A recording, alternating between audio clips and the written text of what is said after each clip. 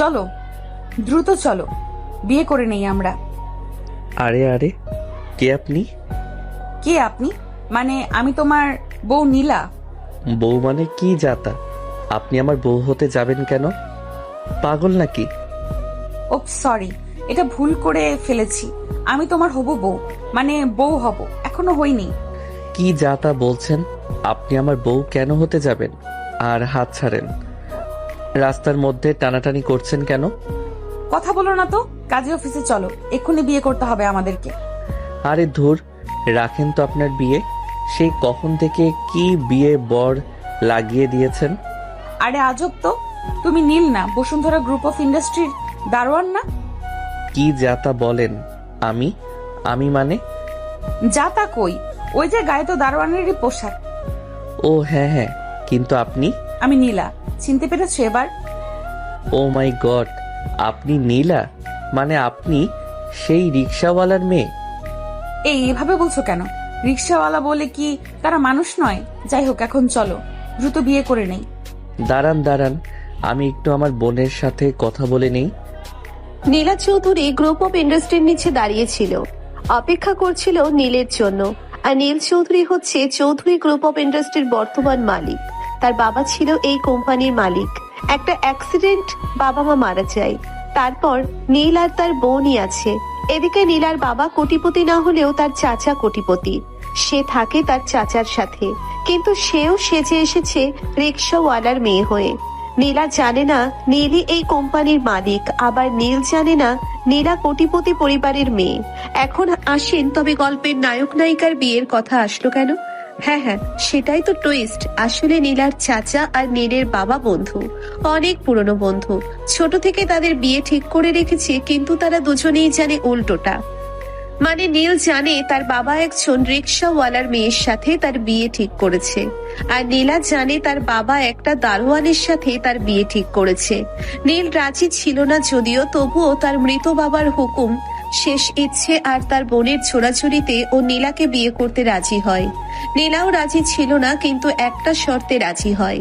নীলার চাচা বলেছিল যদি নীলের মতো দারোয়ানকে নীলা বিয়ে করতে পারে, তবে নীলাকে তার চাচা তাদের কোম্পানি তালুকদার গ্রুপ অফ ইন্ডাস্ট্রিতে সুযোগ দেবে। মূলত নীলের বাবা আর নীলার চাচা চেয়েছিল তাদের দুজনের বিয়ে হোক, কিন্তু নীল রাজি ছিল না। আর নীল বিয়ে করতেই চাইতো না।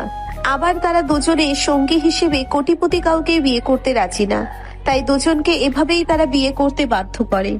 আবার নীলাকে ওর চাচা বলে দিয়েছে ওর আসল পরিচয় নীলের কাছে দেওয়া যাবে না।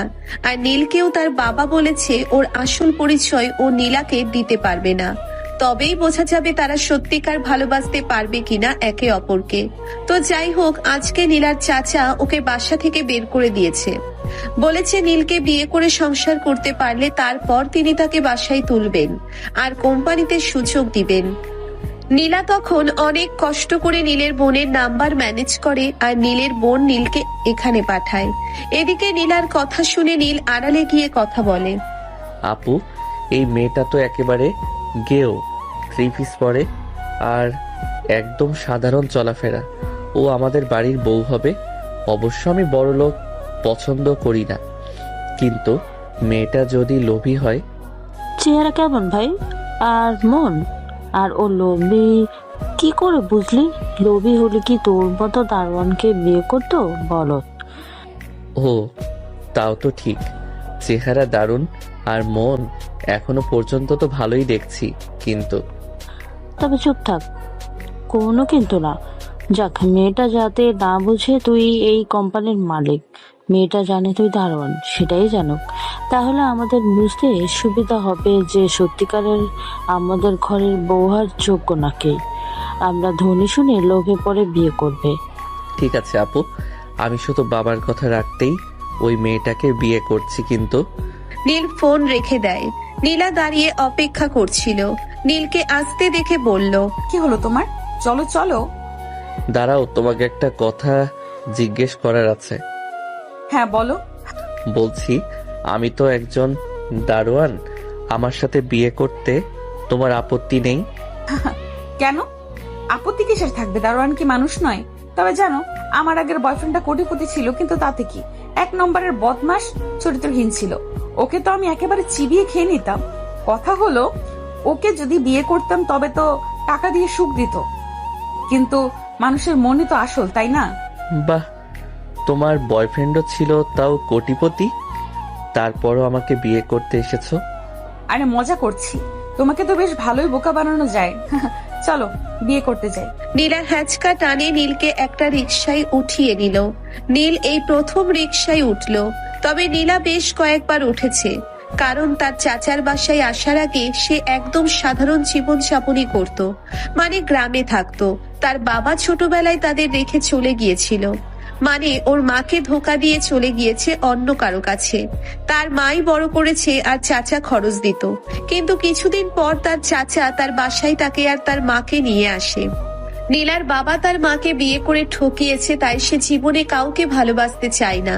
তার চাচাও তাকে কোনোভাবে রাজি করাতে পারেনি, তাই বাধ্য হয়ে তাকে শর্ত দেয়, কারণ তিনি নীলাকে খুব ভালোবাসেন আর চান নীলা একটা সুন্দর জীবন কাটাক। কিন্তু নীলার তো বিয়ের নামে অ্যালার্জি, তাই বাধ্য হয়ে তিনি কঠিন রূপ ধারণ করেন। নীলাও মায়ের খরচ জোগাতে রাজি হয় বিয়ে করতে, তবে সেও চায় যে সেই দারোয়ান ছেলেটা ও রিক্সাওয়ালার মেয়ে সেটাই জানুক, কারণ নীলাও দেখতে চায় নীল এটা জেনে তাকে বিয়ে এবং ভালোবাসতে রাজি কিনা। যাই হোক, নীল রাজি দেখে নীলা একটু অবাক হয়, মনে মনে বলে, ব্যাপার কি, এই ছেলে তো দেখছি সব জেনেও বিয়ে করতে রাজি। নীল কখনো রিকশায় ওঠেনি বলে ওর বসতে অসুবিধে হচ্ছিল। দুজনে রিকশায় আর কথা বলে না, কাজী অফিসের সামনে থামে, তারপর কাজী অফিসে গিয়ে বসে। নীল চেয়ারে বসে, নীলা গিয়ে বলে, কাজী সাহেব, আমাদের বিয়ে পড়ান। কাজী সাহেব নিচু হয়ে ফাইলে কিছু লিখছিলেন, চোখ উঠিয়ে নীলকে দেখতেই বলে ওঠেন, আরে নীল চৌধুরী, আপনি আপনি এখানে আমার কাজে অফিসে? আমি তো পাগল হয়ে যাব, এ আমি কি দেখছি? নীলা অবাক হয়ে নীলের দিকে তাকায়। নীল জিভে কামড় দেয়, চোখ দিয়ে ইশারা করতে থাকে, আর দ্রুত নীলার পিছনে গিয়ে হাত নেড়ে তাকে বোঝায় তার পরিচয় না দিতে, কিন্তু কাজী সাহেব কিছুই বুঝতে পারেন না। নীল চৌধুরী মানে? কিসের চৌধুরী? এই তোমার বংশ কি চৌধুরী বংশ? আর উনি তোমাকে চিনে কি করে? চিনি মানে ওনার 14 গোষ্ঠীকে চিনি, সবচেয়ে শহরের বড় ধনী চৌধুরী গ্রুপ অফ। দারোয়ান চৌধুরী গ্রুপ অফ ইন্ডাস্ট্রির দারোয়ান। হে হে হে। মানে দারোয়ান মানে? আপনি দেখছেন না আমার পরনে দারোয়ানের পোশাক? আমি দারোয়ান, দারোয়ান, বুঝছেন না? বোঝেন বোঝেন। কাজী সাহেব হা করে থাকে, এতক্ষণ খেয়াল করেনি নীলের পরনে দারোয়ানের পোশাক। এতক্ষণ পর দেখতে পেয়ে অবাক হয়ে যান। নীল দ্রুত হাত নেড়ে তাকে বোঝায়। কাজী সাহেব সব না বুঝলেও এটা বুঝতে পারেন নীল নীলাকে তার আসল পরিচয় দিতে না করছে। কাজী সাহেব এবার জিভে কামড় দেন। হ্যাঁ হ্যাঁ, দারোয়ান। কিন্তু উনি যে চৌধুরী বললেন। আরে চৌধুরীর দারোয়ান তো চৌধুরী হবে। এবার নীলা বেশ রেগে যায়, কাজী সাহেবের মাথায় একটা চাটি মারে। কাজী সাহেব আর নীল দুজনেই হা হয়ে থাকে। এটা কি হলো? আপনি দারোয়ান বলে ওকে নিয়ে মজা করছেন, তাই না? দারোয়ান বলে কি মানুষ নয়? যাই হোক, নিন বিয়ে পড়ান। কার? কার আবার? এখানে আপনার সাথে কে আছে? আমার আর ওর। আর কার বিয়ে পড়াবেন? কাজী এবার চূড়ান্ত অবাক হয়, নীলাকে আগাগোড়া একবার দেখে নেয়। মানে কি? নীল চৌধুরীর সাথে আপনার মতো মেয়ের, মানে এটা কি করে সম্ভব? আপনি আবারও ইয়ার্কি করছেন? আপনার কাজ বিয়ে পড়ানো, পড়ান, নতুবা আমি কিন্তু আপনার নামে পুলিশ কমপ্লেন করব। নীল এগিয়ে আসে, কাজী সাহেবকে চোখ টিপ দিয়ে বলে, বিয়েটা পড়ান, হ্যাঁ, না হলে কিন্তু।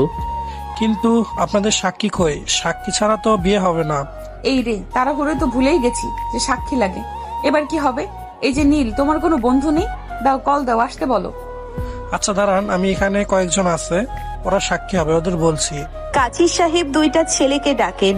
ছেলেগুলো নীলকে দেখে কিছু বলতে গেলে কাজী সাহেব ইশারায় তাদেরকে চুপ করান। তারপর তাদের বিয়ের কাজ শুরু হয়। কবুল বলার মাধ্যমে বিয়ের কাজ শুরু হয়। নীলা খুশিতে নীলকে জড়িয়ে ধরে। মূলত এই জড়িয়ে ধরা আর খুশির কারণ হলো সে তার চাচার শর্ত পূরণ করতে পেরেছে কিছুটা। এখন সংসার করতে হবে, তারপর তার চাচা তাকে একটা চাকরি দেবে, আর সে তার মাকে নিয়ে সুখে দিন কাটাবে। তার মাকে অনেক শান্তি দিবে যা তার বাবা দিতে পারেনি। এদিকে নীলা আচমকা জড়িয়ে ধরায় নীল হা হয়ে যায়। কেন যেন নীলের শরীরে একটা শিহরণ জেগে ওঠে। নীল নীলার দিকে তাকিয়ে থাকে। মেয়েটা একদমই সরল দেখতে, আর কি সুন্দর মিষ্টি হাসি। মেয়েটা কি সত্যি সত্যি তাকে ভালোবেসে বিয়ে করেছে? দারোয়ান জেনেও? নীলা তারপর নীলের হাত ধরে বাইরে টানতে থাকে। নীল তাকে বুঝিয়ে বলে। তুমি যাও, আমি ওদের টাকাটা দিয়ে আসি। নীলা বাইরে দাঁড়িয়ে থাকে। নীল টাকা দিতে গেলে কাজী হাঁ করে জিজ্ঞেস করে, স্যার এইসব কি হলো? আর মেয়েটা কি বললো কিছুই বুঝলাম না। আপনি বা তাকে কেন পরিচয় দিতে নিষেধ করলেন তাও বুঝলাম না। নীল কাজীর পকেটে টাকা গুজে দিয়ে বলল, এখানে 5 লাখ আছে, কেমন? আপাতত এই টাকাটা কাজে লাগাও, কিছু বুঝতে হবে না। টাকা দেখে কাজী সাহেব সাথে সাথে বেহুশ হয়ে পড়ে যান। নীল অবাক হয়ে জিজ্ঞেস করে, ব্যাপার কি? কি হলো ওনার? স্যার, জীবনে একসাথে এত টাকা দেখিনি তো। কয়েক বছরেও ওনার এত টাকা হতো না। সেটা একসাথে দেখলেই ঢাল সামলাতে পারেনি। নীলা বাহির থেকে দৌড়ে আসে। কি হলো? কি পড়ার শব্দ হলো? এ কি, ওনার কি হয়েছে? কিছু হয়নি, তুমি চলো। না না, ওনাকে ঠিক করতে হবে। ওনার বোধহয় হুঁশ চলে গেছে। নীলা নীলকে ধাক্কা দিয়ে সরিয়ে কাজী সাহেবের হাত ধরে ডলতে শুরু করলে। তারপর পানি এনে মুখে ছিটা দিল। কিছুক্ষণ পর কাজী সাহেব চোখ খুলল। নীলার মুখে হাসি ফুটলো। এই নিন, আপনাদের কাজী সাহেব চোখ খুলেছে। গরমে বেহুশ হয়ে গেছে বোধহয়, যেন ওনাকে বাসায় নিয়ে যান। কাজী সাহেব তখনও হা করে আছেন। তিনি কিছু বলতে চান, তখনই ছেলেগুলো তাকে ভেতরে নিয়ে যায়। নীল একটু মুগ্ধ হয়ে নীলার দিকে তাকায়। মেয়েটা খারাপ না, অন্যের জীবন যে বাঁচায় সে খারাপ হতে পারে না। নীল মুচকি হাসে। কাজী অফিস থেকে বেরিয়ে নীল আবারও কাউকে ফোন দেয়। নীলা এটা দেখে বিরক্ত হয়ে ফোন কেটে দেয়। এখন তুমি আমার বর, শুধু আমার সাথে কথা বলবা, বুঝছো? আজকে থেকে গার্লফ্রেন্ড বন্ধু সব বাদ, কেবল আমি। এটা কি কথা? এটাই কথা। তোমার গার্লফ্রেন্ড আছে? ধুর, আমার মতো দারোয়ানের গার্লফ্রেন্ড মাথা গোজার ঠাঁই নাই। যাই হোক, ফোনে তোমার জন্য থাকার জায়গা ম্যানেজ করছিলাম। আমার সংসারে শুধু আমার বোন আছে, বুঝলা? বোন বলছে তোমাকে নিয়ে বোন যেখানে কাজ করে সেখানে যেতে। তোমার বোন কই কাজ করে? ওই চৌধুরী বাড়িতে কাজ করে। মানে কাজের লোক আর কি। ও, আমার খারাপ লাগছে। কেন? তোমাদের এত অসহায় অবস্থা, আর এর মাঝে বিয়েটা হলো। আরে চিন্তা করো না। কিন্তু ওয়েট, ওই বাড়িতে তো তোমার বোন কাজ করে, ওখানে আমরা কোথায় থাকবো? তাই তো, সেটা তো ভেবে দেখিনি। দাঁড়াও, একটা ঘর খুঁজতে হবে। তুমি চলো আমার সাথে। কিন্তু ঘর খোঁজার মতো, মানে ভাড়া দেওয়ার মতো টাকাও তো আমার হবে না। কত আর বেতন পাই? আমরা একটা কাজ করতে পারি। আমার বোন চৌধুরী ম্যানশনে 2 রুম নিয়ে থাকে, মানে ওই বাড়ির মালিক দিয়েছে। আমরা ওখানে একটা রুমে থাকতে পারি। আচ্ছা চলো। নীলা এটা দেখে বিরক্ত হয়ে ফোন টেনে নেয়। নীলা রাজি হয়। নীল ভেবেছে তাদের চৌধুরী বাড়ির একটা পুরনো গেস্ট রুমে ওকে নিয়ে যাবে, আর আগে থেকেই তার বোনকে বলেছে রুমটা যা তা অবস্থা করে রাখতে। নীলা রুম দেখেই পালাবে যদি লোভী হয়। যাই হোক, নীলাকে নিয়ে সে চৌধুরী ম্যানশনে যায়। সেখানে ঢুকতেই একজন কাজের লোক দরজা খুলে দেয়। নীল নীলাকে নিয়ে সোজা স্টোর রুমের দিকে ঢোকে। নীলা অবাক হয়। এ কি, কারোর সাথে দেখা নাই, কথা নাই, সোজা রুমে ঢুকে পড়ছো যে? আরে ওরা চৌধুরী, ওরা আমাদের মতো কাজের লোকের বিয়ে বউ দেখে কি করবে? আর আমার বোন তার কাজে আছে, এখন আসতে পারবে না। ও বেশিরভাগ সময় ওখানেই থাকে। আমাদের তো মূল বাড়িতে ঢুকতে দেবে না। এই বাহিরের কটেজটার স্টোর রুম দিচ্ছে, এই বেশ। চৌধুরীরা কয়টা রুম করেছে আর কি চাকর বাকরদের জন্য। আমাদের ভাগ্যে একটা জুটেছে, এই বেশ। এত প্রশ্ন করো না তো, চলো। নীলা আর কথা বাড়ায় না। স্টোর রুমে ঢুকে নীলা কাঁচতে শুরু করে। মাকড়সার চালের ভরা আর ভাঙাচোরা চেয়ার টেবিল দিয়ে, খাট দিয়ে রুমটা এলোমেলো করা, যা তা অবস্থা। যে কেউ বমি করবে। নীলা বমি করতে গিয়ে নিজেকে সামলে নেয়। ছি, চৌধুরীরা এত বড় খাটাস! কি বললে? তা নয় তো কি, চাকর বাকরের জন্য রুম করেছে। যেভাবে বললে মনে হচ্ছিল কি না কি করে ফেলেছে। কত জানি দয়াবান, কিন্তু ঢুকে দেখি ওষুধেরও এর থেকে ভালো ভাবে রাখে মানুষ। আরে আসতে বলো, ওরা শুনতে পাবে। পাক, আমি ভয় পাই নাকি? তুমি না পেলেও আমি পাইব, কারণ বের করে দিলে মাথা গোজার ঠাঁই নাই যে আমাদের। তাও ঠিক, যাই হোক, এখন কিছু খেতে দাও, খাবো। আচমকা এই কথা শুনে নীল হা করে থাকে। খাবে? ওমা, খাবো না, খিদে পেয়েছে। হ্যাঁ হ্যাঁ খাবে, কিন্তু কি দেই তোমায়? আচ্ছা, আমি বাহির থেকে খাবার অর্ডার করি, কি বলো? চাইনিজ, পিৎজা, বার্গার নাকি মাটন? কি, তুমি এগুলো আনবে? মাথা খারাপ নাকি? নীল ভুলে বলে ফেলেছিল। হুঁশ হতে বলে, ধুর, ভুলেই যাই, আমি নীল চৌধুরী না, দারোয়ান নীল। না মানে আলু ভর্তা, ডাল, ভাজি কোনটা? খেতে পারবে তো? আমি সব খেতে পারবো, কিন্তু বাহির থেকে কিনতে হবে কেন? ঘরেও তো রান্না করতে পারি। তোমার টাকাও বাঁচলো, একদম টাকা খরচ করা যাবে না, বুঝলে? খরচ করা যাবে না? না, যাবে না। এ দেখি আসতে না আসতেই বাঙালি টিপিক্যাল বউয়ের মতো আচরণ করছে। কি বললে? না কিছু না, যাচ্ছি। নীল বাইরে যেতেই নেবে হঠাৎ করে তাকিয়ে দেখে নীলা কোমরে ওড়না পেঁচিয়ে ধুলোবালি পরিষ্কার করতে নেমে পড়ল। নীল অবাক হয়ে দেখছে যে মেয়েটা একটু আগে বমি করতে যাচ্ছিল, সে এখন স্টোর রুমটাকে বাসযোগ্য করার চেষ্টায় মত্ত। নীল মনে মনে ভাবলো, এই মেয়ে কি সত্যি অদ্ভুত নাকি জাদুকর? কোনো লোভী মেয়ে হলে তো এতক্ষণে এই নোংরা ঘর দেখে ডিভোর্স পেপার রেডি করে ফেলতো। নীলা ধমক দিয়ে বলল, কি হলো, হা করে দেখছো কি? বালতিটা নিয়ে কলপার থেকে জল নিয়ে আসো, ঘরটা অন্তত মোছা দরকার। আর শোনো, আজ রাতটা আমরা কষ্ট করে এখানে থাকবো, কাল থেকে আমি এই চৌধুরী ভিড়ার মালিকের সাথে কথা বলবো। মানুষকে এভাবে জানোয়ারের মতো ঘরে রাখা আমি একদম পছন্দ করি না। তুমি না বললে খাবে, খিদে পেয়েছে। সর, খাবো, আগে যাও। যেটা করতে বলেছি করো। এই নোংরা পরিষ্কার না করে খাওয়া যাবে? নীল ঢোক গিলে বালতি নিয়ে বেরিয়ে এলো। আড়ালে গিয়ে বোন রিতাকে ফোন করলো। আপু, সর্বনাশ হয়েছে। নীলা তো রেগে আগুন। ও নাকি কাল সকাল এই বাড়ির মালিকের সাথে ফাইট করবে, মানে আমার সাথেই আমার ফাইট হবে। বেশ তো, দারুণ হবে। তুই কাল সকালে অফিসে বড় সাহেব সেজে নীলার সামনে যাবি না, তুই থাকবি দারোয়ান নীল হয়েই। দেখি ও তোর জন্য মালিকের সামনে গিয়ে কতটা লড়াই করতে পারে। আমি ম্যানেজারকে বলে দিচ্ছি তোকে যেন আড়ালে রাখে।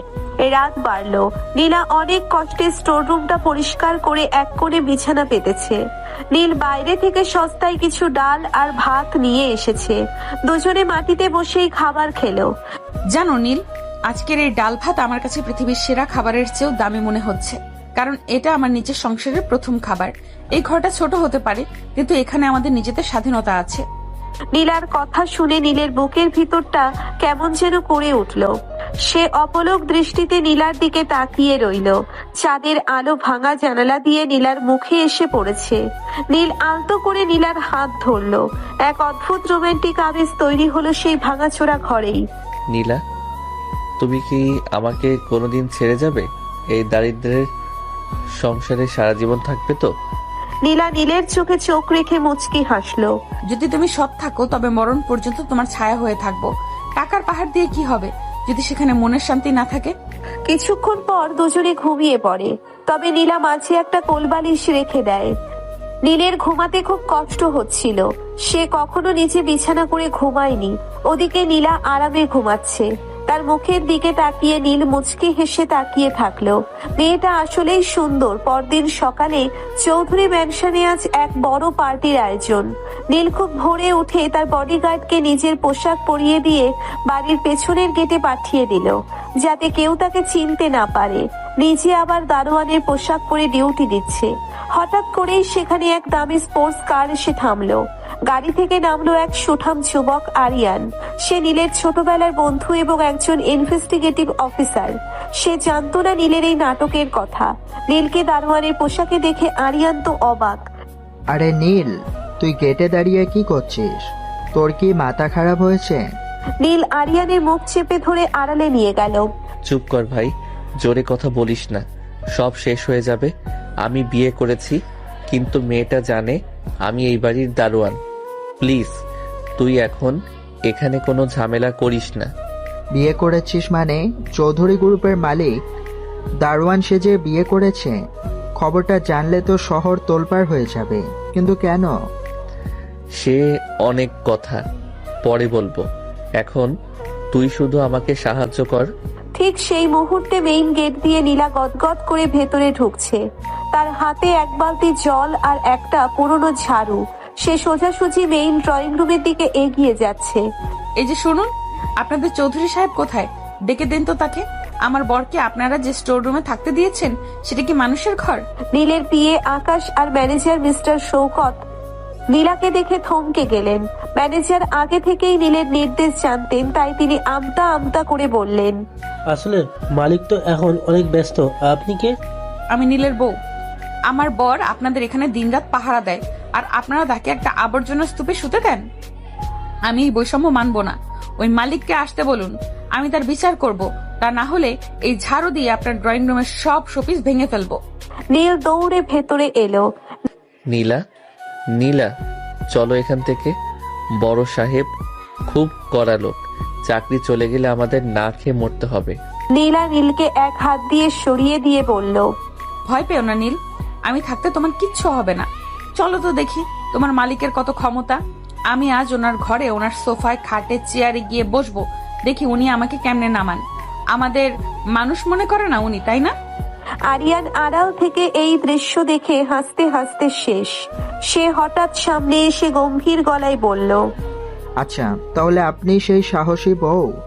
আপনি কি জানেন এইবারের মালিক নীল চৌধুরী কত রাগী লোক? নীলা আরিয়ানের দিকে তাকিয়ে এক পলক থমকালো। লোকটাকে দেখে পুলিশের মতো লাগছে, কিন্তু নীলা দমে যাওয়ার পাত্রী নয়। রাগে হলে কি উনি বাঘ, নাকি উনি মানুষকে মানুষ মনে করেন না? শুনুন অফিসার সাহেব, আমি রিক্সাওয়ালার মেয়ে হতে পারি, কিন্তু অন্যায়ের প্রতিবাদ করতে জানি। নীলকে ওই নরক থেকে না সরানো পর্যন্ত আমি এখান থেকে এক পাও নড়বো না। নীল তখন পেছনে দাঁড়িয়ে আরিয়ানকে ইশারা করছে যাতে ও সব সামলে দেয়। আরিয়ান একটা শয়তানি বুদ্ধি বের করলো। ঠিক আছে, আপনি যখন মালিকের সাথে কথা বলতে চান তবে এক কাজ করুন। এই বাড়ির বড় সাহেব এখন ওপরতলায় এক গোপন মিটিং করছেন, আপনি সেখানে গিয়ে প্রতিবাদ করুন। নীল ভয় পেয়ে গেল। আরে আরিয়ান, তুই এ কি বলছিস? আরিয়ান নীলের কানে কানে বলল, চুপ থাক, ও উপরে গেলে আমার পুলিশ ইনভেস্টিগেশন অনুযায়ী দেখতে পাবো ও কি সত্যি তোকে ভালোবাসে, নাকি সুযোগ পেয়ে মালিকের বেডরুমে ঢুকে বিলাসিতা দেখে লোভে পড়ে যায়। নীলা কোনো চিন্তা না করেই সিঁড়ি দিয়ে উপরে উঠতে লাগলো। আরিয়ান আর নীল পেছন পেছন যাচ্ছে, কিন্তু সিঁড়ির মাঝপথে নীলা হঠাৎ থমকে দাঁড়ালো। করিডোরে একটা বিশাল বড় ছবি টাঙানো, সেখানে নীল চৌধুরীর মানে আসল মালিকের পোশাকের ছবি। নীলা ছবিটার দিকে তাকিয়ে আবার নীলের দিকে তাকালো। নীল তখন ঘামছে। এই নীল, এই ছবিটা কার? একে দেখে তো হুবহু তোমার মতো লাগছে, শুধু পোশাকটা আলাদা। নীল আমতা আমতা করে বলল, ও, ওটা মালিকের বড় ভাই। উনি দেখতে আমার মতোই একটু একটু। হ্যাঁ ভাবি, ওনার নাম হলো সাদা নীল আর আপনার বর হলো কালো নীল। মিল তো থাকবেই। নীলা ভ্রুকুচকে ভাবলো কিছু একটা গন্ডগোল আছে। সে আবার ওপরের ঘরের দিকে দৌড়ে গেল। সেখানে গিয়ে দেখলো ঘরের দরজা খোলা, ভেতরে রাজকীয় সব আসবাবপত্র। নীলা ঘরে ঢুকেই সোজা বড় সাহেবের দামি রিভলভিং চেয়ারে গিয়ে বসে পড়ল। এই তো, আমি আজ এই চেয়ার থেকে নামবো না। নীল, তুমিও এসে পাশের সোফায় বসো। আজ আমরাই এই ঘরের মালিক। দেখি মালিক বেটা কি করে, আমাদের মানুষ মনে করে না। পশুর ঘর দেওয়া না। এখন এই যে বসলাম, ঘেন্না করবে না। ঠিক তখনই দরজায় এসে দাঁড়ালো নীলের বোন রীতা। সে সেজেছে এই বাড়ির কাজের মেয়ে। ও মা, এ কি কাণ্ড! পেটে দারোয়ানের বড় ভাই সাহেবের চেয়ারে! নীল, তুই কি পাগল হয়েছিস? একে নামা, মালিক এখনই চলে আসবে। নীলা রীতাকে দেখে এক মুহূর্তের জন্য চমকে উঠল। এই মেয়েটাকেও কোথাও দেখেছে বলে মনে হচ্ছে। নীলার সন্দেহটা আরো তীব্র হলো যখন সে দেখলো রীতার গলায় একটা হীরের লকেট ঝুলছে, যা একজন সাধারণ কাজের মেয়ের কাছে থাকার কথা নয়। এই বাড়িতে কিছু একটা রহস্য আছে। দারোয়ানের বোন হীরের লকেট পরে, আর মালিক দেখতে হুবহু আমার বরের মতো। ব্যাপারটা দেখতে হচ্ছে। রীতা যখন হীরের লকেট সহ ধরা পড়তে যাচ্ছিল, নীল দ্রুত বুদ্ধিতে বলল, আরে নীলা, ওটা হীরা না, ওটা তো কাচের তৈরি। মেলা থেকে কিনেছে, ও শখ করে পড়েছে। রিতাও তাড়াতাড়ি গলা থেকে লকেটটা খুলে পকেটে চালান করে দিল। নীলা একবার সন্দেহ ভাজন দৃষ্টিতে তাকিয়ে ভাবল, হবে হয়তো। এখনকার দিনে নকল জিনিসও আসলের মতো দেখায়। আরে কি শুরু করলে নীলা? উনি রীতা আপু, আমার বোন। কোথায় আপুকে সালাম করবে? তুমি নতুন বউ, তা নাকি সিআইডিগিরি শুরু করলে? নীল ইশারা করলে আরিয়ান চলে যায়। রিতা চুপচাপ তাকিয়ে থাকে। নীলা জিভে কামড় দেয়। ও আল্লাহ, তুমি রীতা আপু? ইস, সরি আপু, চিনতে পারিনি। আপু, তুমি এই পচা লোকদের এখানে কিসের কাজ করো? এরা কি পচা পচা রুম দিয়ে রেখেছে? কেন, তোমার কি বড় লোকদের মতো রুম দরকার নীলা? থুর, আমি নিজেই তো গরিব, বড়লোক হয়ে কি করব? আমি বুঝিয়েছি রুমটা খুব নোংরা ছিল। নোংরা আমার পছন্দ না, নইলে মাটির ঘরও আমার অসুবিধা নেই। আচ্ছা, আমি অবশ্য রুমটা পরিষ্কার করে ফেলেছি। চলো আপু, আজ তোমার সাথে অনেক গল্প করব। বিয়ের পর আমার জীবনে তুমি আর নীলই তো সব। নীলের কাছে সব শুনেছি। তোমাদের বাবা মা নেই, চিন্তা করো না। আমি এসেছি না, তোমাদের কোনো কষ্ট হতে দিব না। কদিন পর আমি জব নেব, আর তোমাদেরও অনেক ভালো রাখবো। এই পচা লোকদের এখানে কাজ করতে হবে না, বুঝলে? একদমই কথাগুলো বলে নীলা হাঁপাতে শুরু করলো। রিতা পানি এগিয়ে দিল। নীলা অবাক হয়ে তাকালো। পাশে নীলের মাথায় হাত। এসে কাকে বিয়ে করেছে? এ তো টেপ রেকর্ডার, শুরু হলে বন্ধ হবারই নাম নেই। কি আপু? পানি? পানি? হ্যাঁ, তুমি হাঁপিয়ে গিয়েছো না, এত কথা বলছো। ওহো, আচ্ছা তাই। আমি আরো অনেক কথা বলতে পারি আপু, এ তো কিছুই না, শুনবে? না না, শুনতে হবে না আপু। এখন চলো ঘরে চলো, ওই খরচ মালিকরা এসে পড়লে পরে ঝামেলা হবে। ওদের ভয় পাই নাকি আমি? নীলা নীলা নীলা, বুঝতে পারছি তুমি ভয় পাও না, কিন্তু অন্যের বাড়িতে ঢুকে হাঙ্গামা করাও তো ঠিক না, বলো? আর আপুর সাথে দেখা হলো, আপুর সাথে আড্ডা দেওয়া উচিত না? তাই তো, দেখেছো? আমিও না। চলো চলো, রুমে চলো, আপুকে কিছু বানিয়ে দেই আর জমিয়ে আড্ডা দেই। নীল নীলাকে নিয়ে ঘরে গেল। তারা তিনজনে মিলে আড্ডা দিল। এদিকে আড্ডা শেষে রিতা এরপর নীলের সাথে বেশ কিছুক্ষণ কথা বলল। নীল বুঝতে পারল চৌধুরী ভিলার ওই আলিশান পরিবেশে বেশি দিন থাকলে নীলা নির্ঘাত তার আসল পরিচয় ধরে ফেলবে। বিশেষ করে আরিয়ান আর রিতা যেভাবে তালগোল পাকাচ্ছে, তাতে বিপদ আসন্ন।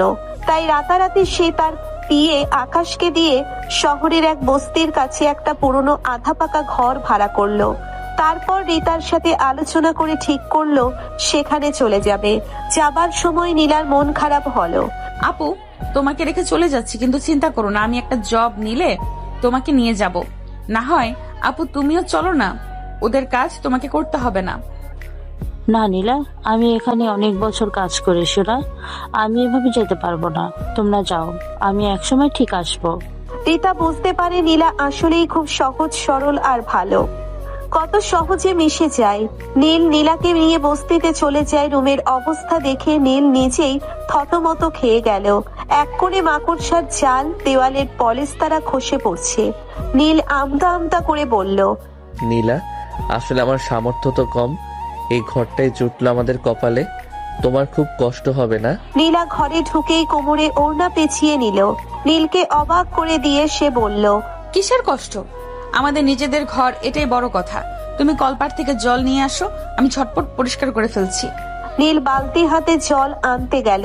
2 ঘন্টার পরিশ্রমে নীলা ঘরটাকে একদম বদলে দিল। ভাঙা জানালায় নিচের একটা ওড়না দিয়ে পর্দা বানিয়ে দিল। মেঝের ধুলো মুছে ঝকঝকে করে ফেললো। নীল মুগ্ধ হয়ে নীলার কাজ করা দেখছিল। ঘামে নীলার কপালে ছোট ছোট বিন্দু জমেছে। তাতেই ওকে পৃথিবীর সবচেয়ে সুন্দরী মনে হচ্ছিল নীলের কাছে। পরিষ্কার শেষে নীলা খাবার রান্না করতে চলে গেল। নীল জীবনেও এত কাজ করেনি ঘরের। সে ক্লান্ত হয়ে বসে পড়ল। কিছুক্ষণ পর নীলা এসে বলল, এখন পেটে ইঁদুর দৌড়াচ্ছে, এই নাও আমাদের রাজকীয় ডিনার।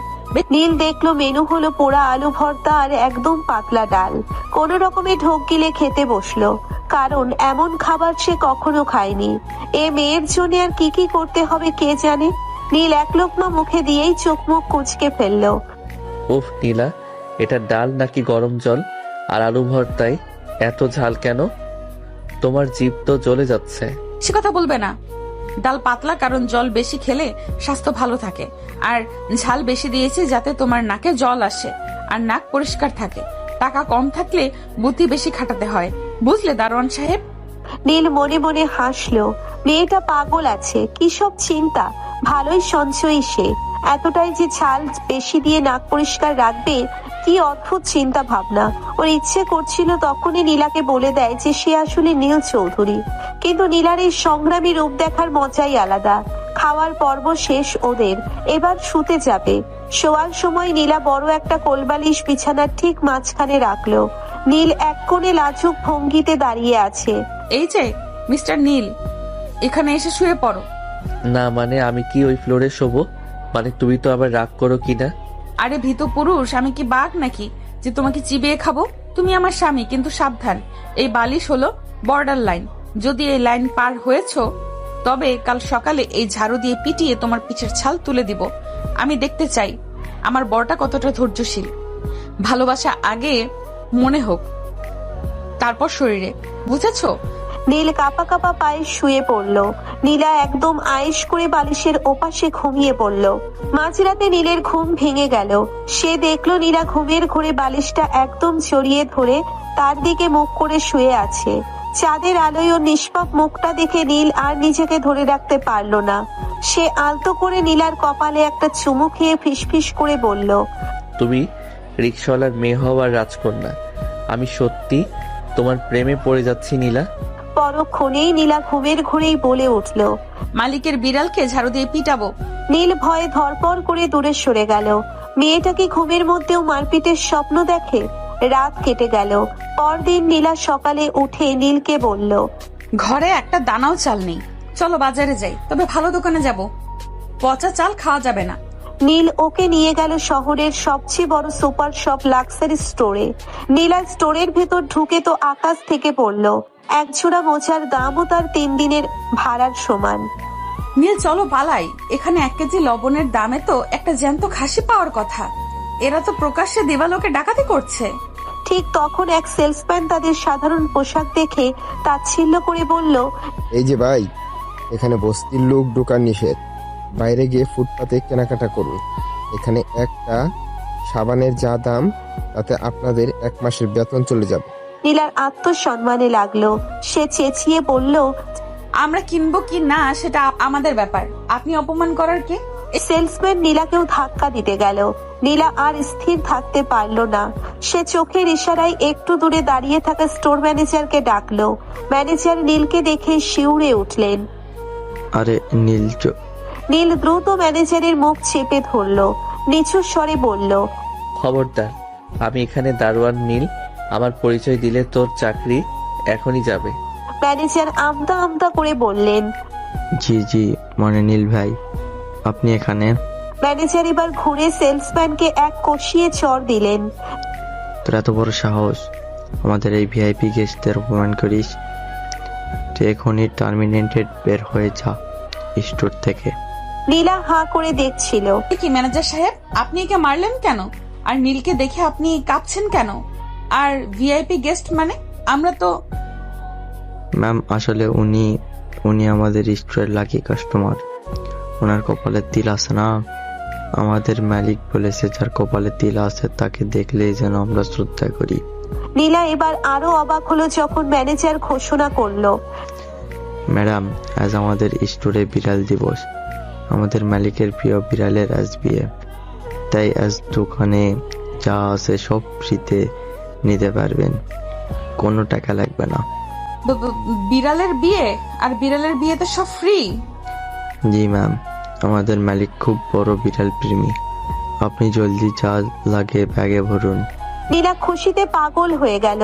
সে নীলকে বলল, নীল জলদি বড় ট্রলি নিয়ে আসো, বিড়ালের বিয়ে বলে কথা। 5 লিটার সয়াবিন তেল নাও, 4 প্যাকেট দামি ডিটারজেন্ট নাও, আরে ওই পাশে কসমেটিক্সও আছে।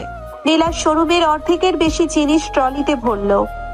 যাওয়ার সময় ম্যানেজারকে বলল, মালিককে বলবেন বিড়ালটার যেন একটা সুন্দর বাচ্চা হয়, আমি দোয়া করব। আর হ্যাঁ, পরের বার বিড়ালের বাচ্চার জন্মদিনে আবার ফ্রি ঘোষণা করলে আমায় আগে জানাবেন।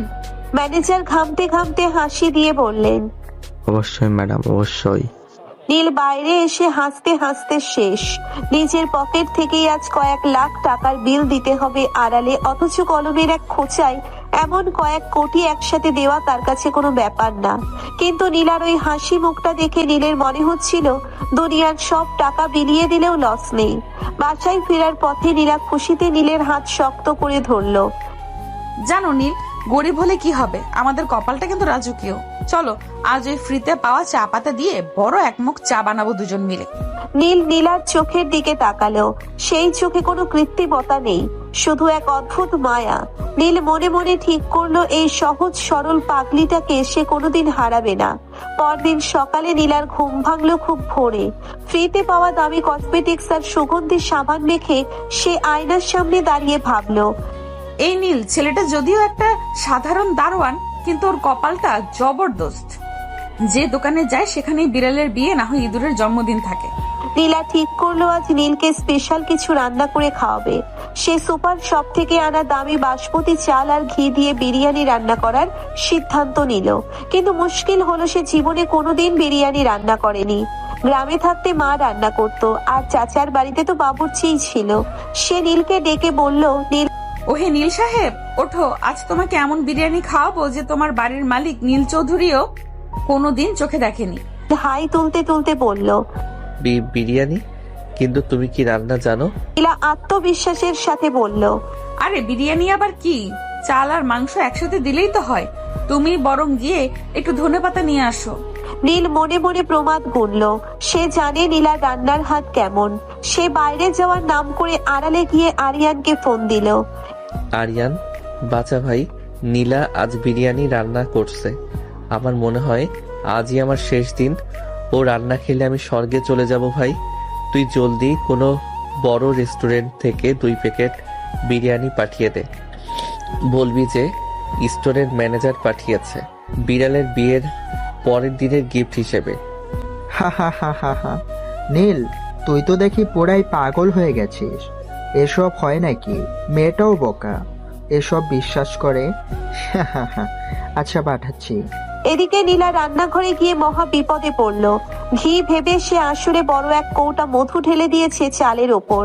আর বিরিয়ানির মশলা না পেয়ে তাতে বেশি করে গরম মশলা আর গোলমরিচ দিয়ে দিয়েছে। পুরো রান্নাঘর ধোঁয়ায় অন্ধকার। নীল ঘরে ঢুকে দেখলো নীলা কাঁদতে কাঁদতে একাকার। নীল, দেখো তো চালগুলো কেন জানি আঠার মতো হয়ে যাচ্ছে। এই বিরিয়ানি কি কামড় দিয়ে খেতে হবে নাকি চুষে খেতে হবে? নীল পাতিলের দিকে তাকিয়ে দেখলো ওটা বিরিয়ানি নয়, ওটা একটা অজ্ঞাত বস্তুতে পরিণত হয়েছে, যার নাম কোনো বাবুর্চি দিতে পারবে না। ঠিক সেই সময় দরজায় টোকা পড়লো। আরিয়ানের পাঠানো লোক এসে হাজির। ম্যাডাম, কাল যে বিড়ালের বিয়ে দিছিল আজ সেই বিড়ালের বৌভাত, তাই ম্যানেজার সাহেব আপনাদের জন্য এই বিরিয়ানি পাঠিয়েছেন। নীলা মহা খুশি। দেখলে নীল, আমার কষ্ট দেখে বিড়ালটা নিজেই বিরিয়ানি পাঠিয়ে দিয়েছে। উফ, এই বিড়ালটা কত দয়ালু। আমার রান্না করা ওই হালুয়া বিরিয়ানিটা বরং ডাস্টবিনে ফেলে দেই। নীল হাঁপ ছেড়ে বাঁচলো আর ভাবলো নীলা কি বোকা, বিড়ালের সব কাহিনী বিশ্বাস করে নিচ্ছে। আবার ভাবছে বিড়াল তার জন্য খাবার পাঠাচ্ছে, ওরও হয় নাকি। এরপর তারা দুজনে মিলে বারান্দায় বসে বিরিয়ানি খাচ্ছে। নীল হঠাৎ করেই নীলার দিকে তাকিয়ে রোমান্টিক হওয়ার চেষ্টা করলো। নীলা, এই যে আমরা এত কিছু ফ্রিতে পাচ্ছি, তোর মনে হয় না এই ভাগ্যটা আমাদের বিয়ের পর থেকে ফিরতে শুরু করেছে? নীলা বিরিয়ানি চিবোতে চিবোতে বলল। তা তো বটেই, তবে সাবধান নীল, বেশি লোভ করা ভালো না। তুমি তোমার দারোয়ানের চাকরিটা ঠিক মতো করো। আমি চাই না তুমি নীল চৌধুরীর মতো কোনো বড় লোকের দয়া নিয়ে বাঁচো। বড় লোকেরা খুব বদ হয়, জানো তো। নীল গলায় বিরিয়ানি আটকে কাঁদতে শুরু করলো।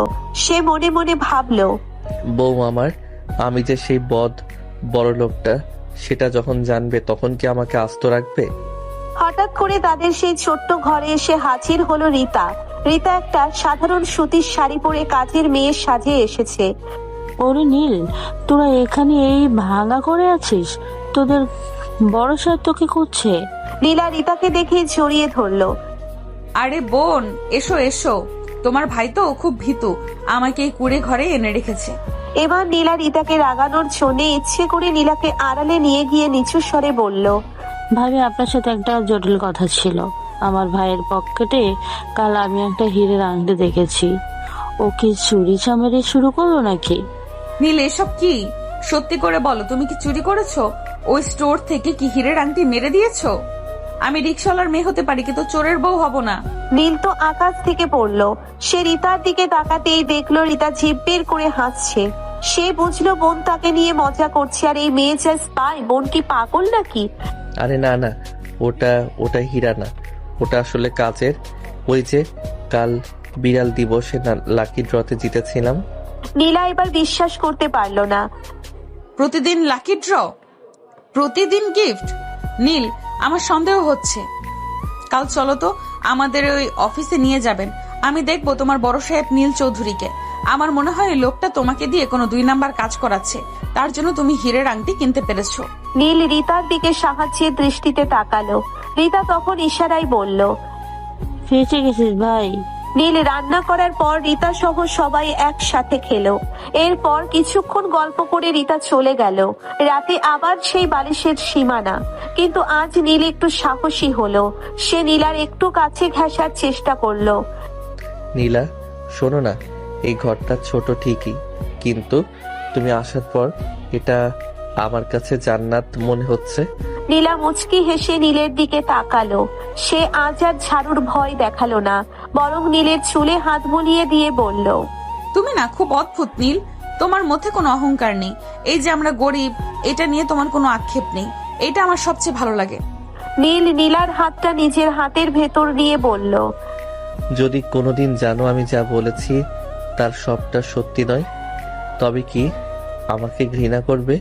নীলা গম্ভীর হয়ে গেল। আমি মিথ্যুকদের সহ্য করতে পারি না নীল। তবে যদি ভালোবাসা সত্যি হয় তবে হয়তো সব মাফ করে দিব। কিন্তু এসব কি বলছো? আর আমার সব কেমন স্বপ্নের মতো লাগছে। মনে হচ্ছে 2 দিনে যেন আমরা কত চেনা হয়ে গেছি একে অপরের। যাই হোক, এখন ঘুমাও। কাল সকালে কিন্তু নীল চৌধুরীর অফিসে হানা দেবো আমি। নীল ভয়ে কাঁপতে কাঁপতে ঘুমিয়ে পড়ল। সে স্বপ্নে দেখলো নীলা তাকে ঝাড়ু দিয়ে তাড়া করছে আর বলছে, তুই আমাকে বিড়ালের বিয়ের গপ্প শুনিয়েছিস, মিথ্যা বলেছিস। আজ তোকে ঝাড়ু দিয়ে চ্যাপ্টা বানাবো। পরদিন সকালবেলা নীলা জেদ ধরলো সে আজ নীল চৌধুরীর অফিসে গিয়ে নীল চৌধুরীর সাথে দেখা করবেই। নীল উপায় না দেখে নীল চৌধুরী সেজে অফিসে গেল না, বরং দারোয়ানের পোশাক পরেই অফিসের গেটে দাঁড়ালো। আরিয়ানকে বলল বড় সাহেবের চেয়ারে বসতে। নীলা অফিসে ঢুকেই সোজা বড় সাহেবের রুমে যেতে চাইলো।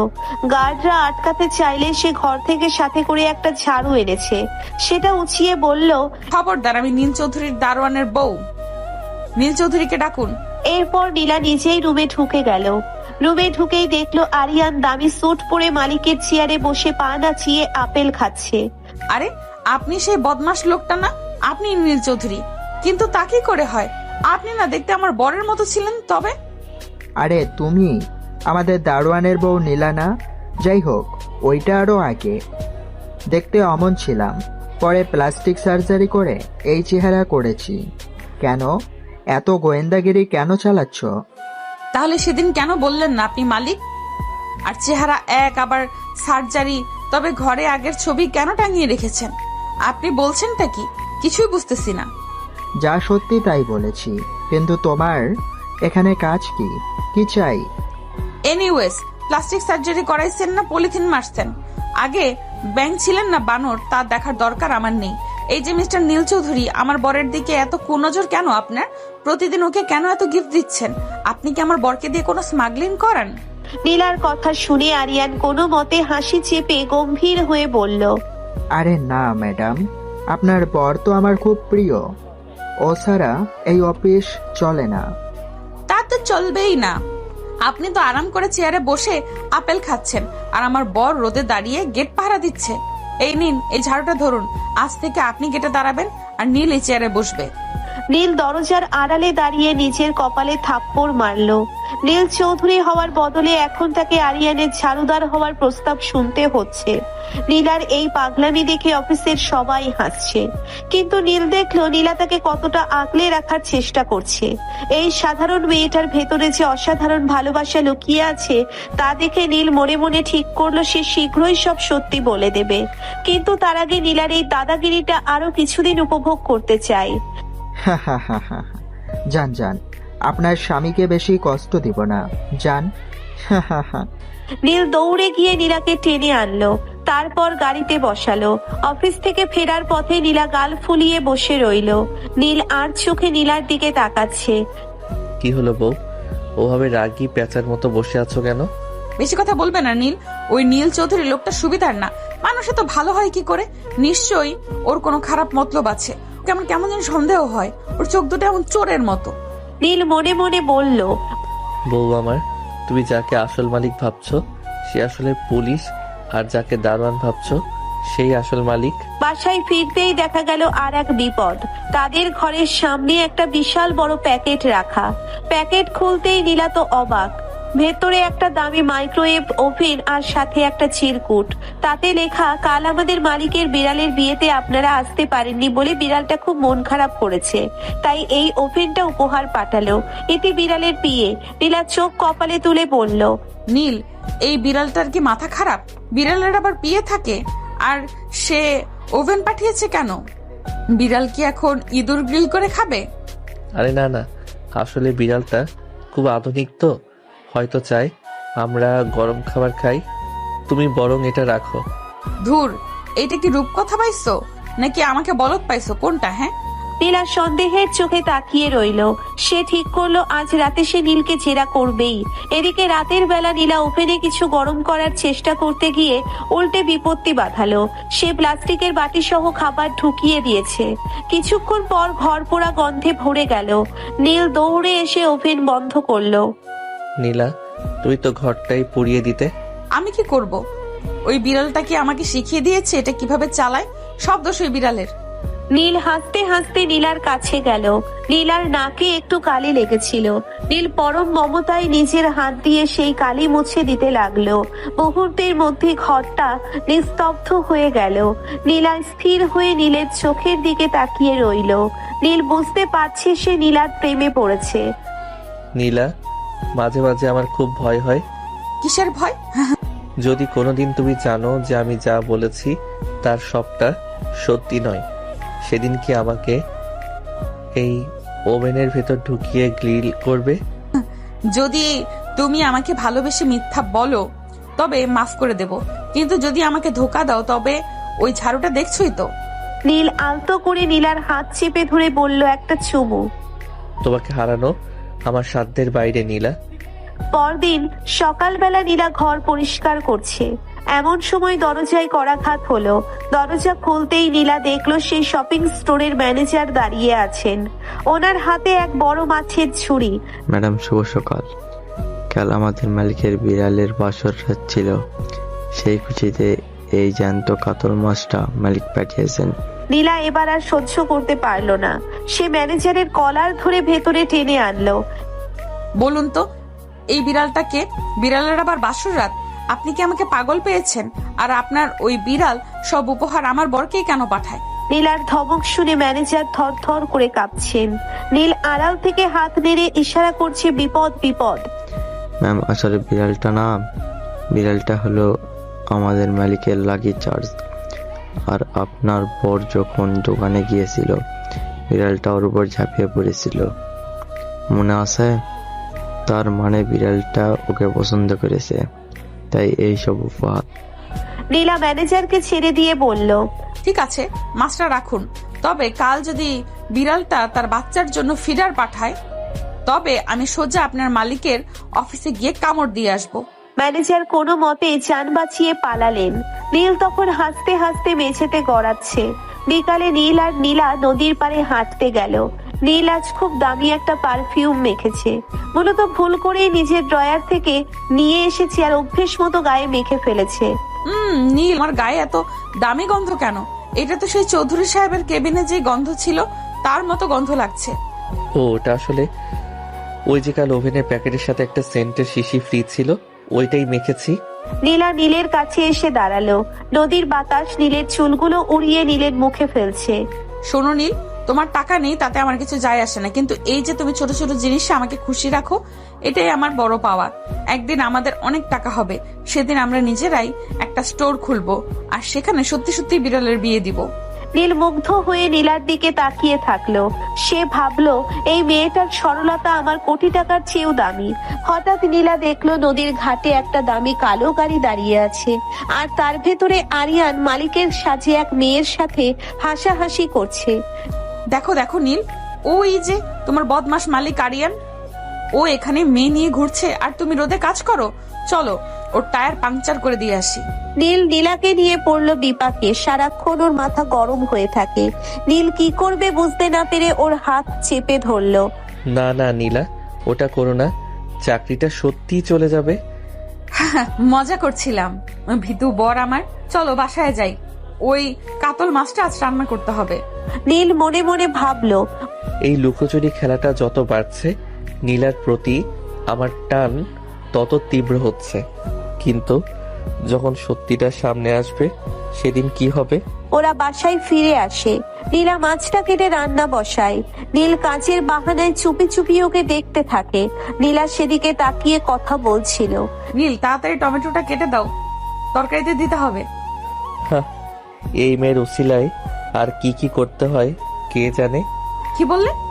কই না, কিছু না তো, দিচ্ছি। নীল নীলাকে টমেটো কেটে এগিয়ে দেয়। নীলা রান্না করতে থাকে। রান্না প্রায় শেষ পর্যায়ে। নীলার চুলগুলো দক্ষিণা বাতাসে উড়ছিল, কপালে বেয়ে ঘাম পড়ছিল। নীলের ইচ্ছে হচ্ছিল সে দৌড়ে গিয়ে ওরা ঘামগুলো মুছে দেয়। সে মনে মনে হেসে দেয় নীলাকে তার এত ভালো লাগছে কেন। তার জন্য কোটিপতি থেকে দারোয়ান বর হলো। আয়েশ আরামের জীবন ছেড়ে কুড়ে ঘরে বসবাস শুরু করলো। হেঁটে নতুবা রিক্সা করে চলাচল শুরু করলো। বাড়ির কাজও করছে। এত স্যাক্রিফাইস কেন করছে সে? তবে কি সে নীলাকে ভালোবেসে ফেলেছে? নীলকে হাঁ করে নীলার দিকে তাকিয়ে থাকতে দেখে নীলা তার কানের গোড়ায় চুলগুলো গুজতে গুজতে হেসে বলল, কি হয়েছে? অমন হা করে আছো কেন? দেখছি। কি দেখছো? তোমাকে দেখছি। তোমার অবাধ্য চুলগুলো যখন তোমার গালের কাছে এসে অযথা নাচানাচি করে, তোমাকে বিরক্ত করছে, আর তুমি আঙুল ছুঁয়ে তা আলতো করে গুজে দিচ্ছ, তখন ভাবছি তোমার ওই চুল কত সৌভাগ্যবান, তোমার গালের ছোঁয়া পেল, হাতের ছোঁয়া পেল। হাসছো কেন? আমি তো হাসার মতো কিছু বলিনি। তুমি রোমান্টিক কথাও বলতে পারো? আমি তো ভেবেছি তুমি একটা রোবট। শুধু রোমান্টিক কথা নয়, রোমান্সও করতে জানি, দেখবে? হয়েছে হয়েছে, ঢং করতে হবে না। তোমার বিশ্বাস হচ্ছে না তাই না? নীল বিভোর চোখে নীলার দিকে এগিয়ে আসতে থাকলো। নীলা হাঁ করে তাকায়। এর আবার কি হলো? এমন করে তাকাচ্ছ কেন? আর এইভাবে বা এগোচ্ছ কেন? দেখো দেখো, এগোবে না কিন্তু। হ্যাঁ, একদম এগোবে না। ভয় পাচ্ছ কেন? তুমি তো বললে আমি রোমান্স জানি না, রোবট। তো এবারে দেখো রোমান্স জানি কিনা। আর আমি তো তোমার বিয়ে করা বরই, এত ভয়ের কি? এই না না, একদম না, একদম এগোবেন না। আমার কিন্তু আমার ভুল হয়ে গেছে, ভুল হয়ে গেছে। এখনো তো কিছু করিনি, তার আগেই পোলটি নিয়ে নিলে। নীল আস্তে আস্তে নীলার কাছে চলে এলো। তারপর আচমকা নীলার কোমরে টান মেরে তাকে শক্ত করে নিজের সাথে মিশিয়ে নিল। নীলার সারা শরীর বেয়ে একটা শিরশির অনুভূতি বয়ে গেল। শরীরটা হঠাৎ কেমন জ্বর জ্বর লাগতে শুরু করলো। এমন অনুভূতি আগে কখনো হয়নি। সে চোখ বন্ধ করে নিল।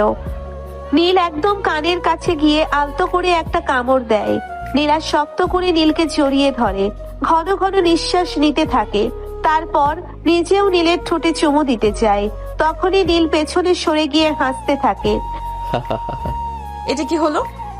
তুমি না বললে রোমান্টিক না, এবার দেখলে তো, ছুতে না ছুতেই তুমি পড়তে শুরু করেছো। নীলা লজ্জা পেয়ে গেল। সত্যি নীলের ছোঁয়ায় সে নিজেও খেই হারিয়ে ফেলেছিল, কিন্তু স্বীকার না করে বলল, মোটেও না। কই, আমি তো কিছু করিনি, তুমিই তো সব করলে।